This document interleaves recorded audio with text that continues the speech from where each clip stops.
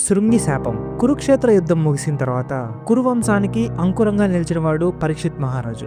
ఈ పరీక్షిత్ మహారాజు ఉత్తర మరియు అభిమన్యుల కుమారుడు. అయితే పరీక్షిత్ మహారాజు కురుక్షేత్ర యుద్ధం ముగిసిన తర్వాత సింహాసనాన్ని అధిష్ఠించి 67 సంవత్సరాల పాటు పరిపాలిస్తాడు.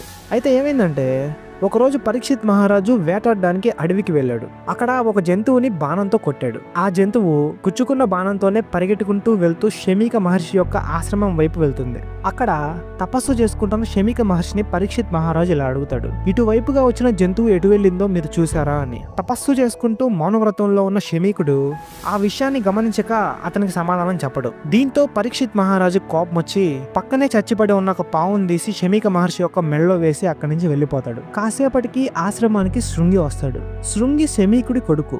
శృంగి జరిగిన విషయాన్ని తెలుసుకొని పరీక్షిత్ మహారాజుని నువ్వు రాబోయే 7 రోజుల్లోపు తక్షకుడు అనే ఒక విషసర్పం బారిన పడి నువ్వు మరణిస్తావు అని శపిస్తాడు.